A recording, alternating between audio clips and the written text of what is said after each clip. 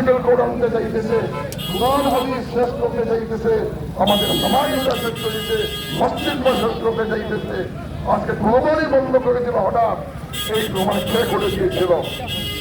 High court বন্ধ ছিল, high court ঘুরায় আমি চৌধুরী কুরবানি দেওয়ার ব্যবস্থা করে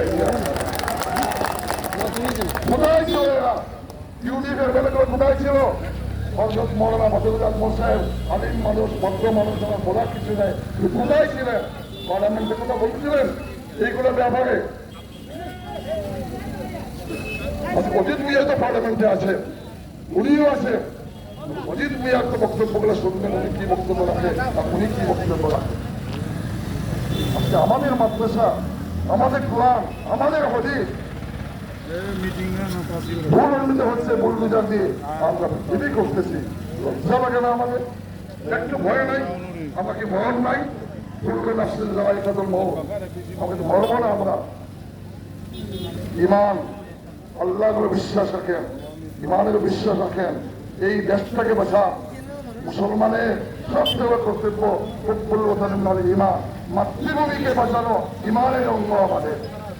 গণতন্ত্র বিপন্নে, সংবিধান বিপন্নে, ধর্মনিরপেক্ষতা বিপন্নে, ওদেরকে সেই বিপন্ন যারা হয়েছে ভারতে এসেছে ওদের কাছ থেকে গণতন্ত্র বাঁচাইতে লাগে।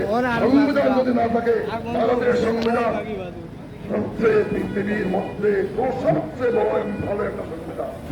যে সংবিধানের জন্য আজকে আমরা এখানে বসে কথা বলতেছি, যা ইচ্ছা খাইতেছি, বলতেছি, বক্তৃতা দিতেছি, কথা বলতেছি, যেভাবে করতেছি। তুমি কি বলতেছ? মুসলমান রাজিবাস পয়সাতে ভোট লাগে না, টুপিওয়ালার ভোট লাগে না, লুঙ্গিওয়ালার ভোট লাগে না, এই দাড়িওয়ালার ভোট লাগে না, সবজি বিক্রি করে তোমরা তোমাদেরকে এখান থেকে উঠাই দেবো। ওপেনলি বলতেছে একটা মানুষের সংবিধানের নামে শপথ নিয়ে, এগুলো কথা বলা যায়? উনিও তো আইনের ছাত্র ছিল, আমি দেখেছি।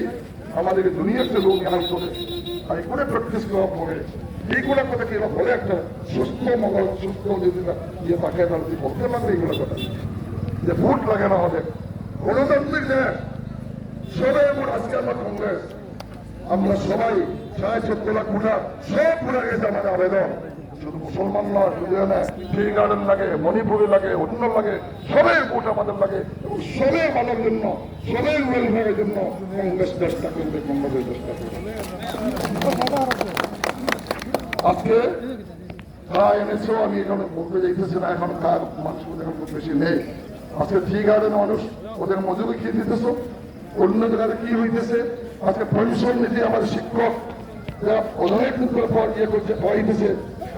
রাজস্থানে দিয়েছিল কংগ্রেস গভর্নমেন্টে ওল্ড পেনশন, তুমি নতুন পেনশন আনতেছে। নতুন পেনশনে কত হবে? ওল্ড পেনশনে একটা মানুষের 50, 60, 70 হাজার টাকা পেনশন পায়, আর নতুন পেনশনে মাত্র 1700, 1800, 2000 পেনশন। এইগুলো তুমি কি মানুষের জন্য না? এইগুলো কিন্তু কিছু কোনো চিন্তা নেই, শুধু হিন্দু মুসলিম, হিন্দু মুসলিম, হিন্দু মুসলিম। আগে ভাই আমরা চাই না, আমরা হিন্দু মুসলিম শান্তিতে থাকতে চাই, দেশটাকে বাঁচাইতে চাই, গণতন্ত্র বাঁচাইতে চাই, ওগুলো আমরা কিছু চাই না। এইগুলো যারা করে এই অপশক্তিকে আপনারা আগামী 26 তারিখ কিভাবে জবাব দিতে থাকে আপনারা জবাব দিবেন।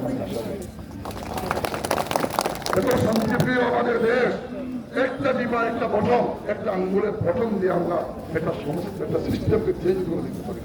এত বড় শক্তি আমাদের, শান্তিপূর্ণভাবে আমরা করতে পারি। আমি আশা করবো কাউকে ভয় করবেন না, ভোট দেবেন, সবাই আসবেন, বাক্সের মধ্যে যাতে ভোট ঢুকে, যাতে কম হয়, যাতে না হয় কাস্টিংটা চেষ্টা করবে। মুসলিম বিজেপি, মুসলিম কংগ্রেস দুটার মধ্যে সেন্টারের মধ্যে গন্ডগোল লাগাবে। অলরেডি ডিসিশন হয়ে গেছে, ডিসিশন হয়েছে যে মুসলিম বিজেপি আর মুসলিম কংগ্রেস ওদের মধ্যে গন্ডগোল লাগাইয়া আধা ঘন্টা 1 ঘন্টা পুলিশে বলে বন্ধ, যেন কাস্টিংটা কম হইতে থাকে। এইটাই একমাত্র হয়। অনেক চেষ্টা করছে, আমি টিকিট আগে থেকেই আমাকে যাতে টিকিট দেওয়া না হয়, টিকিট হওয়ার পরে বারবার চিফ মিনিস্টার আসতেছেন, এই দিতেছেন, এই দিতেছেন, এই দিতেছেন। আমি হাফিজ বসে চলছি, আমাকে কি ভয় দেখাও? আমার মানুষকে তুমি ভয় দেখাও।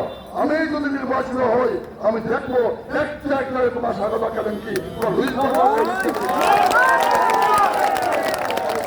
আমি তোমাকে এমন বিশ্বাস করবো, তুমি সাবধান থাকো, তোমাকে জেলে ঢুকে আমি জানবো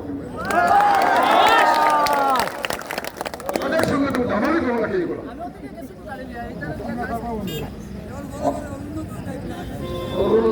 এই দেখেন এই একটা ফর্ম দেখেন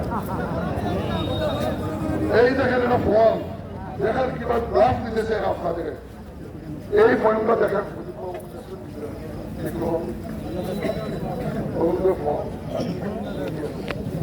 এইটো চাওক ছবিটো কার আছে বিজেপিৰ ছবি ফটো আছে কার দুই প্রতাপী নেতা মহান হেমন্ত বিশ্ব শর্মা আমার মোদী সাহেব আর নিচের স্বাক্ষর কারণে কোনো সিল নাই কিছুই নাই